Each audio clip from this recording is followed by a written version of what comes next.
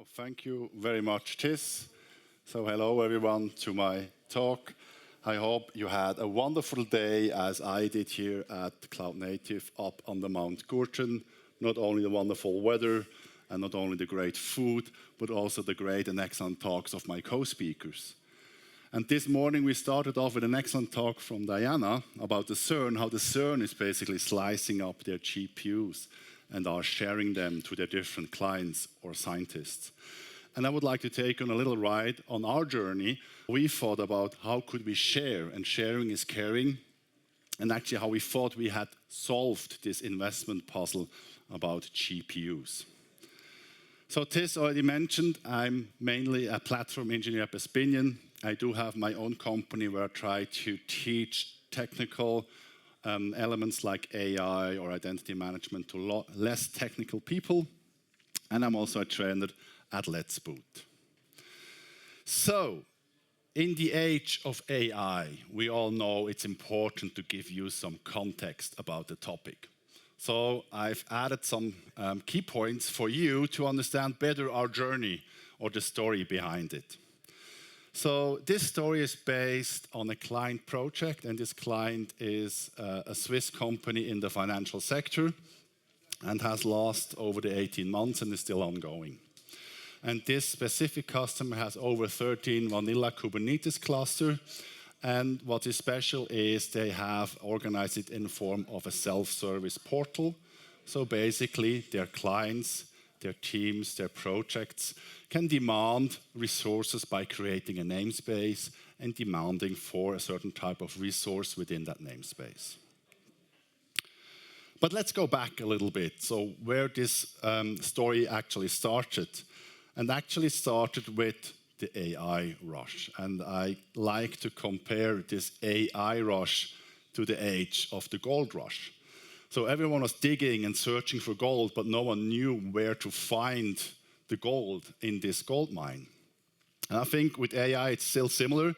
So everyone is hunting for this treasure chest and searching for this specific application or that situation where AI will help them.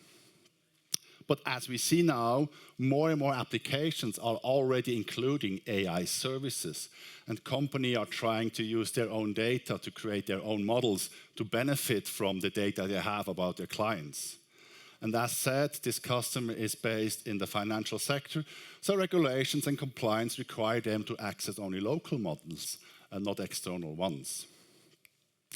And as you all know, in the age of the gold rush, there was this drill hammer, which was the essential tool to basically find gold. So in the AI age, it is the GPU.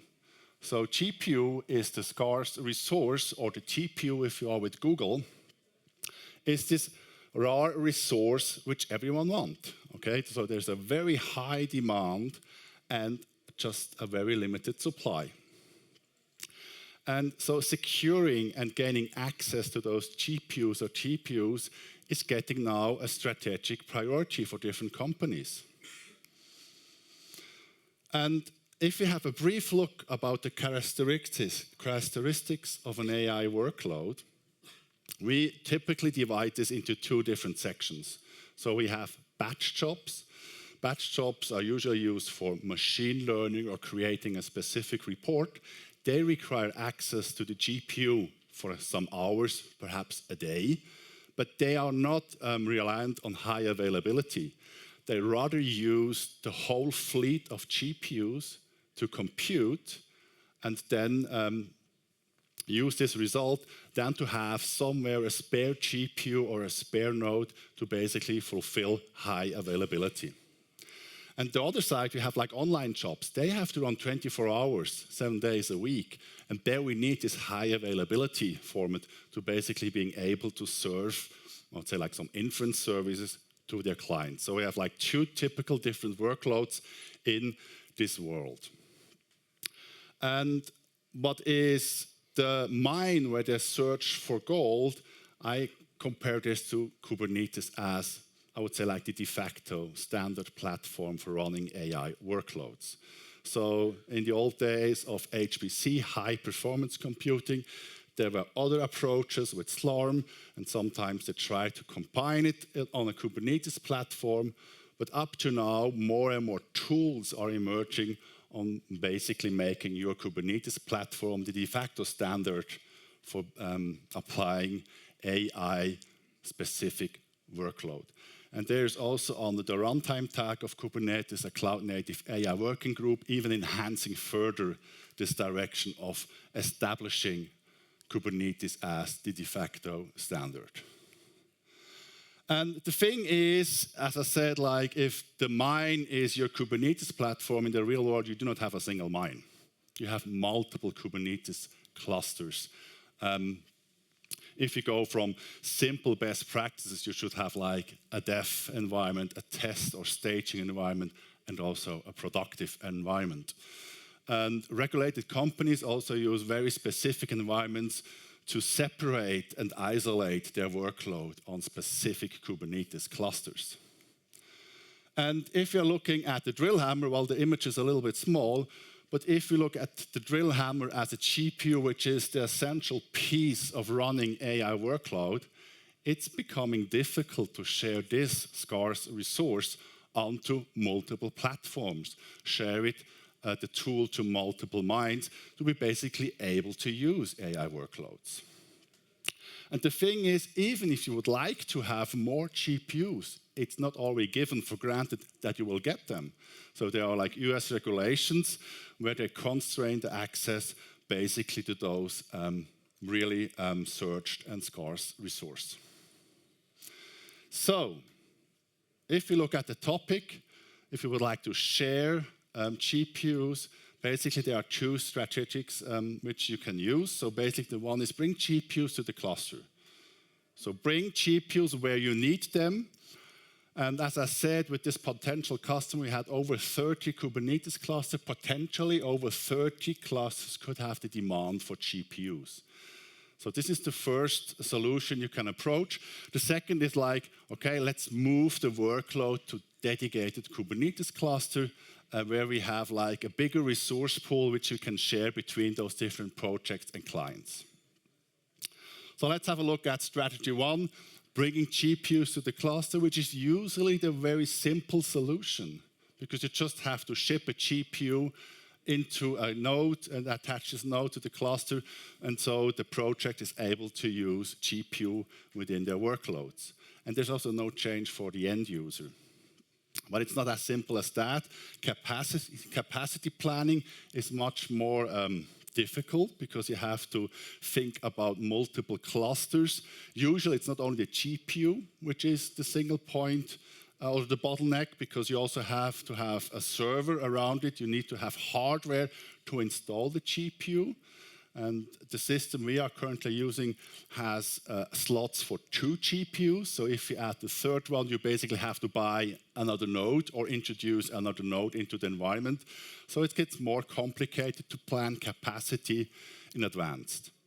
And also, you need to do specific changes or configurations to be able to run GPUs within a Kubernetes cluster or on the Kubernetes nodes themselves.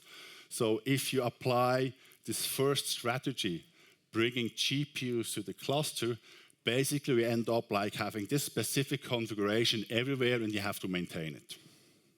And last but not least, as said, this is the most expensive solution to drive to. So basically, put out your wallet, buy as much GPUs as you can, hopefully you will get it, and introduce them into your Kubernetes platform. The second solution would be to bring the workloads to the cluster. So build up centralized Kubernetes cluster with, I'd say, like as much GPUs as possible, where you then can share them between different workloads. And the good point about this is also your specific configuration you need to be able to use those GPUs are only applied to a couple of GPU clusters and not to your entire fleet of Kubernetes clusters. And the downside of this is basically, well, you're removing this physical separation. Before we had like dedicated network, dedicated environments, and now suddenly you start to put everything into the same environment and isolate them with namespaces, which is absolutely possible, but it's not the same thing. And last but not least, as we all know, as platform engineers, the end users are the important ones. So they have to adapt to a new platform. They suddenly have to know, okay, this is a new environment, but basically mixing up test and developing between namespaces and no longer between two different systems. So we thought about those two. And as said, like we had different Kubernetes modifications. So in this specific setup, we were using ES6 as a hypervisor. So virtualizing all the Kubernetes nodes from a couple of physical ES6 nodes. And we did this with vGPU, a technology of NVIDIA. And that meant that once we update the driver on the ES6 side, we immediately had also to update the driver on the Linux side. So it made things a bit more complicated because we had to organize basically if the infrastructure team on the ES6 updates their environment, also the Linux team had to immediately update their drivers on their Kubernetes platform.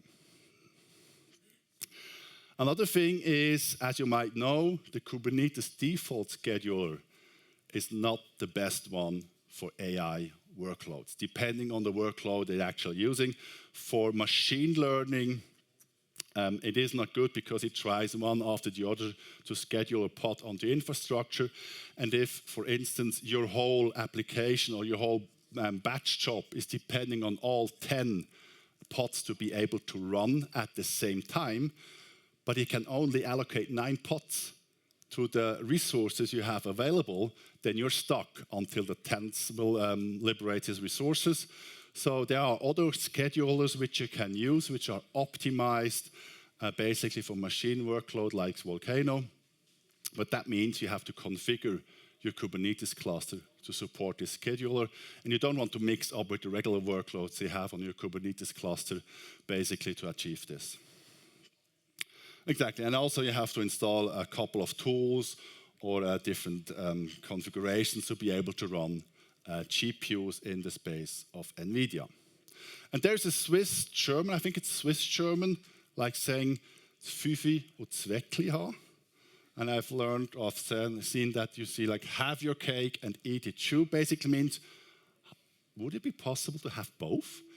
So having like GPUs in every cluster where we need them, but still have like one central pool of dedicated Kubernetes infrastructure able to handle GPUs. So this is where we started with this project, and we had a look on different tools. So we first had a look at Karmada, if someone knows Karmada, or Admiralty, which is basically a multi-cluster Kubernetes orchestration platform. So we had a look at those tools, but if you have, as you see here, basically what they're doing is they have like a central control plane where you basically are deploying your workload to, and then the orchestrator decides on which downstream Kubernetes cluster is actually going to run this deployment. So we didn't want to have like one central control plane knowing about everything going on, especially not in the financial sector. So we had a more look about different tools, and we discovered Liqo. And Liqo is a seamless Kubernetes multi-cluster topology, or enables you to do so. And the origin of Liqo was in 2019, not that far away from here, at the Politecnico di Tirreno. And actually, as far as I've read, it was during the pandemic where this university of the Politecnico di Torino had the problem that from one day to the other, all the students had to work at home or to be educated at home. And they had their platform, they had their educational services running on a Kubernetes cluster, but from one day to the other, they did not have enough resources to basically serve this portal to all their students. So they started to have a look at different technologies and tools, how basically they can enhance, I would say, like the resource pool of your Kubernetes cluster at a given point in time to basically include resources from other clusters. May they be on-prem, or maybe somewhere in the cloud. So basically, it's preventing you or helping you in a burst scenario where suddenly you have a lot of load, but not enough local resources to handle them, to read or to gain access to other resources from another cluster. And this was the origin of Liqo, developed in 2019 and then became a spin-off in 2023. So, what is the foundation of Liqo? And the foundation of Liqo is built up on those 4 pillars, which we have here, which then will enable you to basically seamlessly schedule pod on a specific cluster to another one. So first of all is the Liqo peering. So this mechanism is in charge of basically creating this connection between, they call it a consumer cluster and the provider cluster. So basically the consumer cluster is talking to the provider's cluster API through Liqo for demanding a type of resource or for scheduling a type of resource. It's also the one, peering also does basically creating you a virtual node on your consumer cluster to be able to run and access your resources locally. So we'll see then later on in the demo, once you deploy something which gets offloaded from Liqo, you're still able to work on your initial cluster on this pod, on this deployment. And this is basically the foundation or the work of the peering. So what is the virtual kubelet? So virtual kubelet is a project where many other companies are also implementing it somehow-ish. And Liqo is also based on this virtual kubelet project. Basically, it's in charge of creating virtual resources, offloading those pods to these different clusters, and also add and basically copying all the services you need to be able to run. So basically, your pod or your deployment could use a config map. So somehow this config map should also be deployed or copied over to the provider cluster or secrets or anything else. Then the second pillar of Liqo is offloading. I already announced it. Offloading is this very simple functionality of creating a deployment. A deployment usually consists of pods, of config maps, of secrets. And in this case, Liqo will then deploy the pods not on the consumer, but actually on the provider cluster. And it will shadow over all the necessary information that this pod is able to run. Secondly, we have Liqo network, because once you have a pod running in your environment, it might be that you have a service or an ingress accessing this service. So somehow you need to be able to communicate from the consumer namespace, from a service, to the pod which is running, not physically, but actually running on the provider cluster. And Liqo does this by creating on one side an overlay network using a Geneva approach. So all the traffic meant to go to this pod will be concentrated on a single point on the consumer cluster. And there it creates a WireGuard tunnel between the two clusters. So then basically forwarding the traffic over this WireGuard tunnel to the effective pod where your workload is running. And the fourth and last pillar, it's the one which I didn't play with, but it's also storage. So Liqo also have this concept of Liqo storage, where they analyze and see like, okay, this pod, this workload demands for a persistent volume. And if it's set up to be run on a specific Kubernetes node on the provider cluster, it then copies over the data through a virtual storage class, enables you also to access this information from your workload on the provider cluster. But as said, this was not part of our project, so we had only used the peering, the offloading, and Liqo network to be able to provide a service for our clients. So, talk that much. I also would like to show you something. So, I've prepared a little demo on my own private home lab. So, it's not that big as CERN's data center, but I still got one GPU at home. and it's only RTX 4090, not the A100, but at least it serves the purpose of showing you how this actually works. And I wanted to do it live, really live, by deploying everything here together with you. But I thought like, okay, then wait 1 to 2 minutes until everything is up and running is a bit boring, so I already pre-deployed everything. But I'm gonna show you the exact steps and also the commands I've executed if you would like then later on to try it on your own at home. And this is where we have to look a little bit about the screen because there's quite a lot of information. So I hope you will be able to see everything as you need. So my little demo environment at home consists about a node or a Kubernetes cluster with 2 nodes, a control plane node and a GPU node with an RTX 4090. And I have my lab environment, which is based on 3 nodes, 3 worker nodes, and 1 control plane node.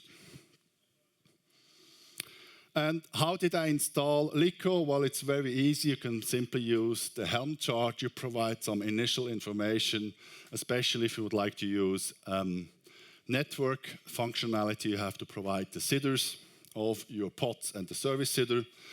And then you are actually defining a predefined offloading resource. So this is the capacity of your provider cluster able to serve. And as you can see, there is no GPU. But we have the GPU operator running on this cluster, so it will announce that he has also the capability of running or serving GPUs.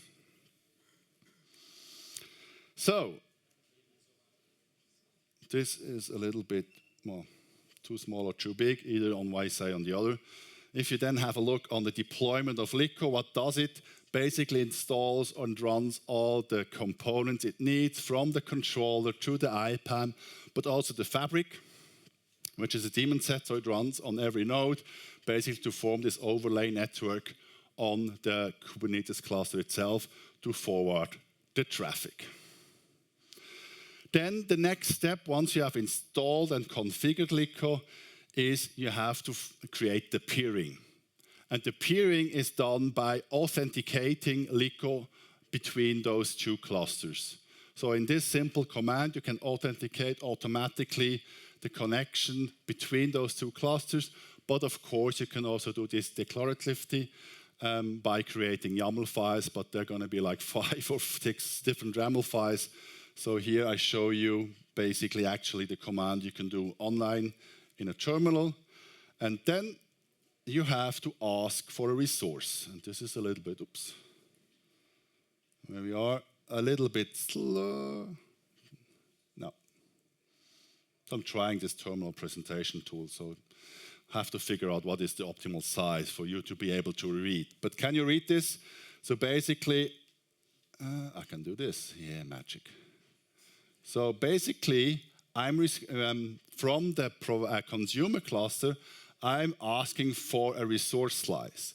So here I'm asking for 2 CPUs, 2 gig of memory, and 1 GPU. And by the connotation of 1 GPU, you already know we're not doing DRA. So we're simply asking for a physical piece of a GPU. And this is the slice I request from the provider cluster. And it's now the task of the provider cluster to see, do I have enough spare resources to serve this resource slice to the consumer? Because there could be multiple consumers asking for resources of a single provider cluster. And once you have done this, it will actually install this virtual node. So on my consumer cluster, I suddenly have a node called GPU pool, which is ready, and it's an agent. And this is basically the virtual kubelet Liqo has installed on your consumer Kubernetes cluster. And as you can see, it doesn't know the OS, it doesn't know the kernel version, and it doesn't know the runtime because those information do not exist within the virtual kubelet in Liqo. And once you have done that, so this is the largest screen, I'm sorry, I know there's a second one which is also large. But then once you have installed the Liqo environment and you have configured the authentication between those 2 provider classes and create a resource slice, You can then look up the status and you see that we have an active peering. So my provider cluster has an active peering to my lab cluster as the role as consumer. So this is the other side. And on the consumer, I see that I have a GPU connection in the role of a provider, and everything is up and running and healthy, luckily. And then the next thing in my demo, I've set up the Liqo network, and this is done by this command where you basically connect and create this overlay network and then create the WireGuard tunnel between those two clusters. So this would take like 2 or 3 minutes. This is the reason why I've skipped it. But in the end, if everything works, you will then get additional information telling you that they have established successfully a connection between those two clusters. And Liqo is also able to create or provide you nothing, because it might be, and quite often is so, that your pod sitter and service sitter is the same on all your different Kubernetes clusters. But Liqo can handle this, basically performing nothing. So we have established everything we need to basically be able to access resources from an external cluster. So how is this done? Basically, you have 2 choices. Create a namespace, and every deployment, every workload in this namespace might be accessed or demanded by the external cluster. Or you can also use pod labeling, like specifically demanding that those pods should be basically scheduled on the external cluster. In my case, I simply created the Liqo demo namespace and offloaded everything to the provider cluster. So this means if I then deploy something with my Liqo, within my Liqo demo namespace, Liqo will check if it's possible to be deployed there. And as I'm asking for a GPU resource which does not exist on my lab cluster, it will then basically offload this pod to the provider cluster. And how is this done? So now I think I can increase the font a little bit. So basically, Liqo automatically creates a twin namespace on the provider cluster, putting the appendix of the consumer cluster at the namespace. So when I create the Liqo demo namespace on the right, Liqo will automatically create a Liqo demo KS lab namespace on the provider cluster. So once we have done everything, we can start and run basically our deployments. So it's a very, very simple deployment I have here.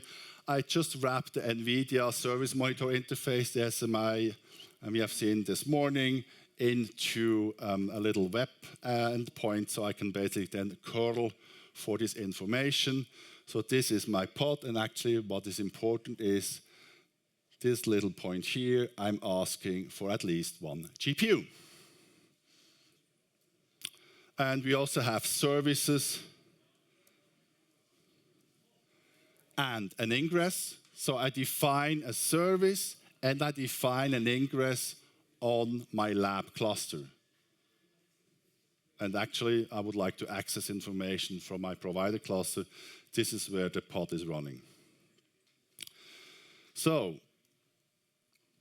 this means once I deploy my workload, and so it's a little bit small, not too big.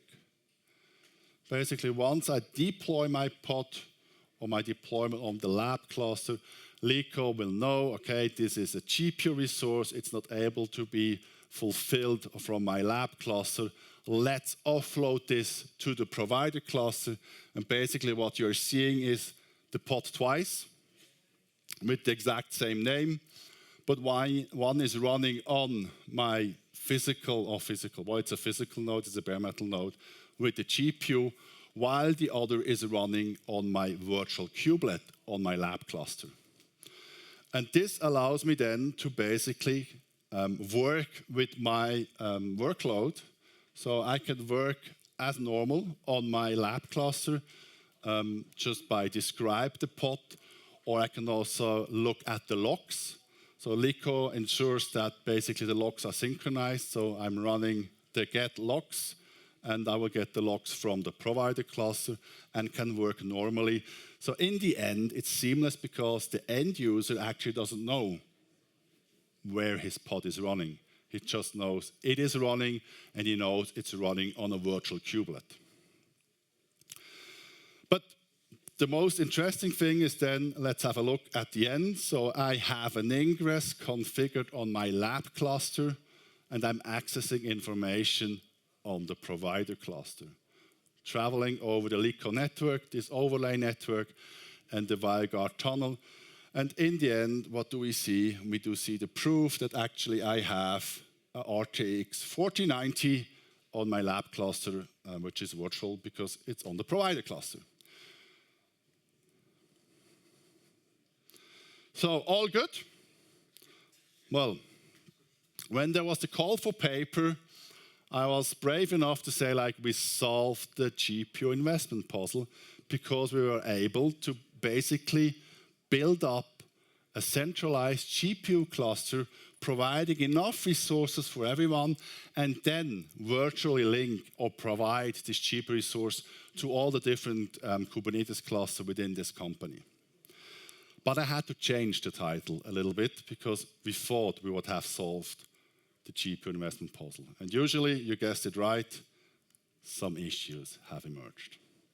So we have seen some networking issue and some day 2 operation issues. So, oops, other side. Suddenly we have seen that not always the network was working. And we have seen timeouts when we wanted to access the ingress of a service which was running on the provider cluster. And we figured out at the end that it was Cilium. And Cilium has some issues with overlay networks. There are a couple of different open issues regarding this topic. Sometimes it works, sometimes it doesn't.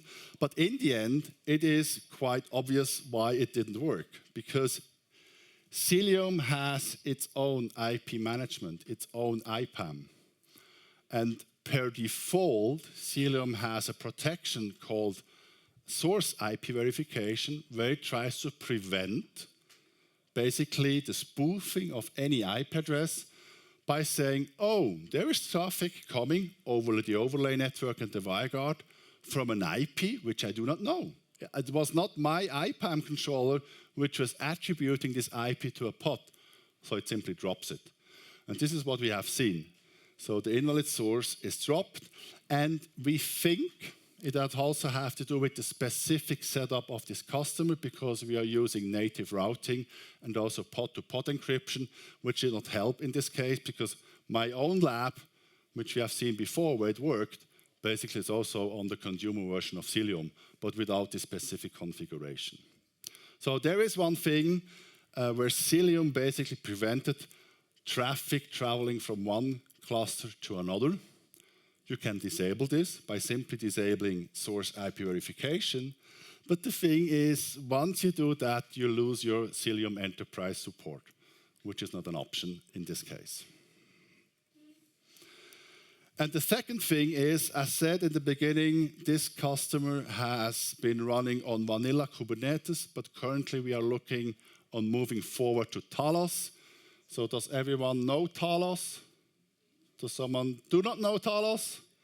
It's a very interesting immutable operating system, very lightweight operating system, and where you basically just run your Kubernetes workload on it. So there's no SSH, there's no packet management on Talos itself. It's immutable, and basically you're accessing the whole configuration via declarative over the API. And Talos has some built-in functionality, and one of those is basically upgrading a Kubernetes cluster with a single command. And this is the day 2 operation problem we have faced, is basically then Talos tries to update the different API server control manager, etc., on the different nodes in this cluster. But one is a virtual node. So the built-in command simply failed. So in the end, those were the 2 issues which prevented us from moving forward, and we have decided to go another way. And we have decided to go back to the simple strategy number 2, is basically bringing the workloads to the cluster. And we have learned a lot over those 18 months, and we are trying to incorporate all the learnings, all the joy, all the success, and all the tears within a platform and consolidate this into a non-productive and a productive environment, basically to be able to have a GPU pool a bit larger. So we are not CERN, so we have to deal with quite a few GPUs. And we're also looking at different optimization possibilities with those different GPUs. So as Diana mentioned, you can slice up your GPU, and you can use time sliced, which is not that great in the financial sector because we do not want to share the memory between different workloads. Or you can use MIC, which is a physical separation of compute and memory of the specific GPU. But then you still have to figure out what is the good profile you would like to separate your GPU into with. So we have different possibilities, basically splitting up into 2, into quarters or whatever. And we are looking first into DRA, because having the simple amount of one GPU is not that grateful to be defining what profile you would like to use. So we're using at DRA to be able to define, I need a GPU with 8 GB of memory or 16 or 96. And we are looking at project Hami, which is a project which tries to allocate the requests you have to the GPUs in the most efficient way. Okay, so basically when you have like different little slices, do not spread them over your fleet of GPUs. Try to consolidate and concentrate this on a few GPUs. But it also has this feature of dynamic reconfiguration of the profiles. And they claim it should be more or less seamless, so that if you have a workload and you do not have the exact profile to be able to run this workload, but you still have a GPU, you can then reconfigure basically the hardware instances of this GPU to be able then to run this workload. And I also said in the beginning, we're using namespace as a self-service portal. So we're also looking at what are the possibilities and ways on how to basically reserve the GPU. So how do we achieve that the team, the projects demanding for a GPU has the access to the GPU? And we're looking at different systems and tools, and one seems to be quite promising is Q. Basically, Q allows you to create a quota. That is rather simple. But the good thing about Q is, as you have seen with Diana, sometimes they reserve a GPU, but actually do not use it. And Q basically allows you to burst your quota if it detects that there are some GPUs lying around and no one is using them. So you can exceed your quota in that given time frame, as long as no one or others use the GPU, to basically enhance your batch job on creating your next large language model or whatever. So in the end, did we fail? Well, it always depends on which perspective you have a look into. So Liqo is working, is very nicely working. We have seen issue on the networking side together with the specific configuration of Cilium. So I'm pretty sure that we could still figure it out, perhaps not using Cilium, because not everyone is using Cilium, but a lot of people are using it. And regarding the Talos upgrade, well, actually, this is also something which you can address in a process, basically simply cutting off the peering between those two clusters, so you do not have the virtual kubelet node anymore, upgrade it, and then re-peer it. But it is also a process which is more complicated to achieve because you have to organize with your workloads, with your clients, when is the moment to tear down the cluster and when not. So we have decided for this specific customer not to go or further pursue the way of Liqo. But it's still a very interesting solution, either with GPUs or if you have a scenario where you need, in a burst time, additional resources on-prem for different classes or from the cloud to basically be able to achieve and serve this workload. With that, you'll find the links to the slides if you're interested, and I'm open to questions. Thank you very much, Marc. And let's give Marc a round of applause.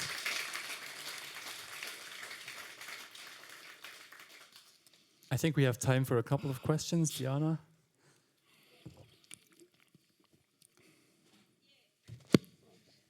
Okay, so it's probably an easy question, but maybe I misunderstood. So if you have Liqo provider that provides the GPUs, don't you still need to have a provider staging environment, provider production environment, and so on? And you're back to the situation where you kind of have to divide your GPUs between different environments? It depends. No, we thought about this. So actually, in the initial starting of the project, we even thought about, okay, do we need prod and non-prod separated? Would it be able to isolate the workload as specific? So the end user using the Kubernetes cluster, he does not see the provider cluster. He has no access to the provider cluster. And could we isolate this workload that's really separated, basically, that he works with his dedicated Kubernetes cluster in a specific environment, and behind the scenes, it retrieves the information from the Kubernetes cluster with the GPUs. And there we thought, like, okay, perhaps we can go over this barrier of having different environments for the regular Kubernetes cluster. But still, you need to have somewhere a test instance to try out the new little ones or configuration options, or to when you update Liqo, but in a smaller package. Okay, so we thought, like, okay, then we build up a little cluster, just retrieve some information, some GPUs from this cluster to build up the tests and workloads and see if we can upgrade, and then give back the resources to this gigantic resource pool, or gigantic, it was like 20 GPUs. So this was our initial goal. And then we thought about, okay, can we really separate this, yes or no? So we thought, like, okay, perhaps non-prod. But still, the customer has over 30 different Kubernetes clusters. So even now, we're thinking about having workload-specific, bring the workload to the specific Kubernetes clusters. So we're dealing like 2 or 3 Kubernetes clusters. Either have test, dev, and prod, or even have perhaps dev and test on the same cluster and just have prod as a separate environment. Thank you. I think we have time for one more question, if there is one. If not, let's thank Marc again. Merci.